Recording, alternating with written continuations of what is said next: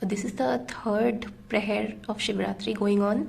That is the period between 12:30 and 3:30 a.m.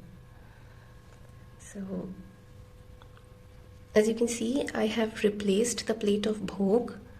So the bhog for third prayer are these sweets, and an additional glass of lassi has been added, plus the water has been changed.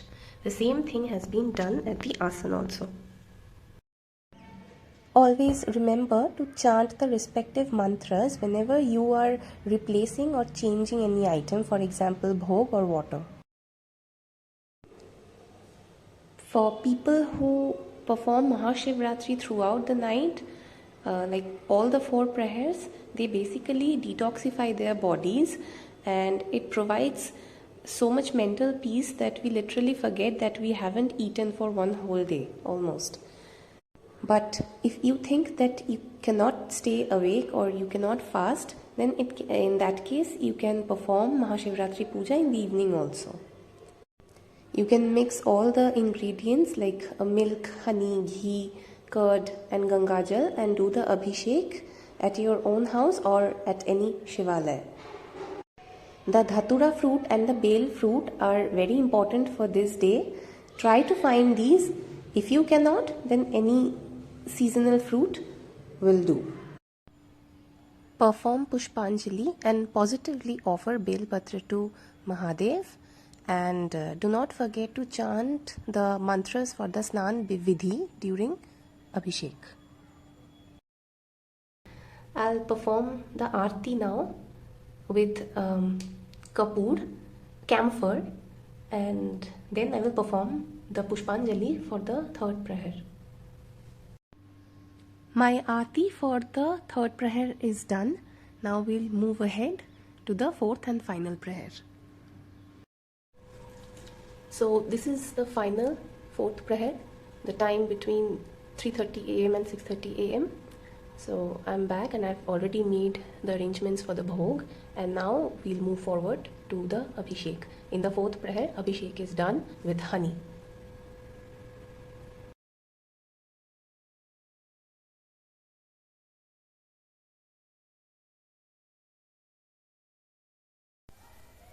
All the items of Abhishek like the milk, ghee, curd, honey, everything that's dropping into the plate after the Abhishek, it gets transferred into a separate bowl which we later intake as prasad.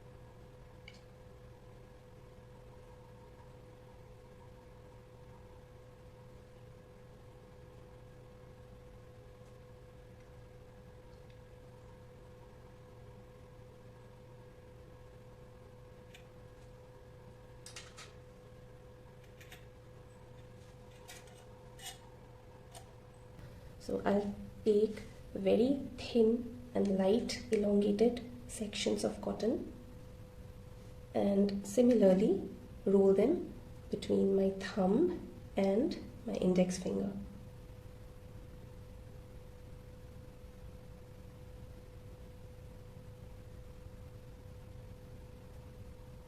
It's done, and then I'll tear it off from the middle and two wicks are formed.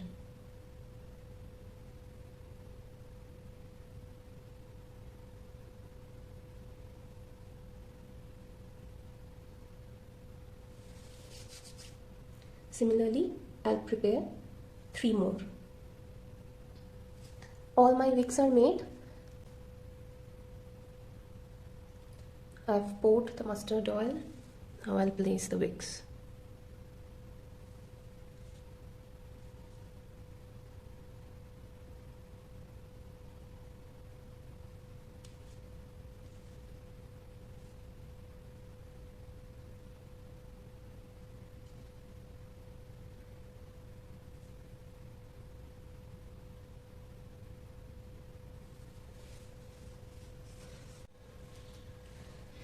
So the Abhishek for the last prayer is over, and now we are just left with the Aarti and the Pushpanjali. We'll now light up the Panchmukhi Diya or the Panchapradeep and do the Aarti.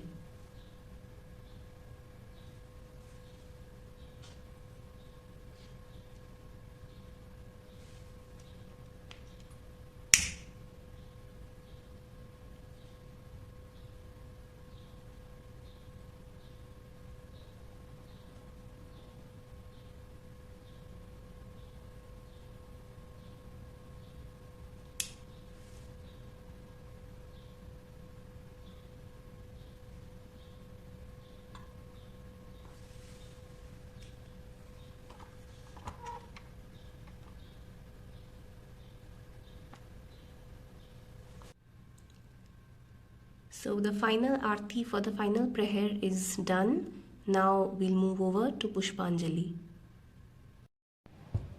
So I have repeated the previous process of performing the Pushpanjali, and now my entire Mahashivratri puja is complete.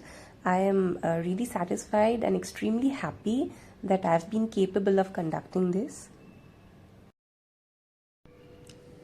I'll take a couple of extra minutes to talk about the ghat or kalash, as it's one of the most important parts of any puja.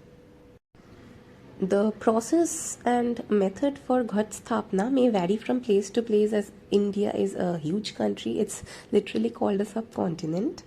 But if you are looking for some instructions on how to set up a ghat, then you can literally opt for any process you want, because in the end it's all about inviting all the gods and goddesses into it.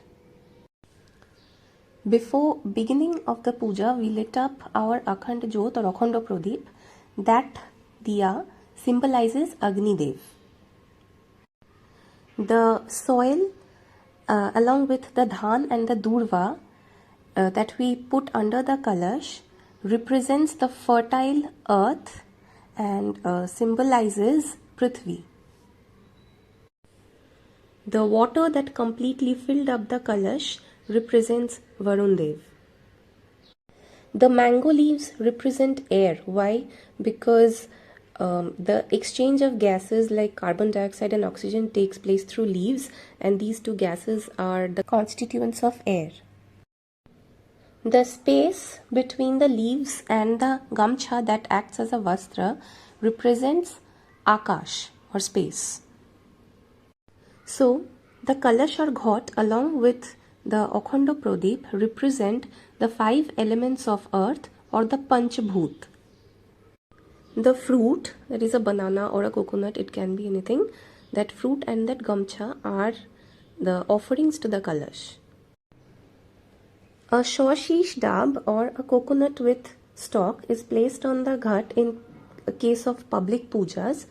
I mean the pujas in which the idol usually gets immersed the very next day. But at home, where we do not immerse the idols or the photos, in that case we place kathalikola with the stalk towards us.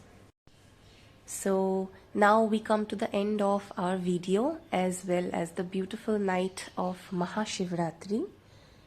This was by no means an educational video or a tutorial, but still, if you want to ask me anything, please feel free to ask in the comment section. I'll definitely try my best to clear all your doubts. Hope you have enjoyed the video a lot. May Mahadev and Ma Parvati bless us all and grant us the boons of peace, health and happiness. Stay safe, follow all the protocols of the new normal, and we'll come back again soon with another new video of another experience of my life. Har Har Mahadev.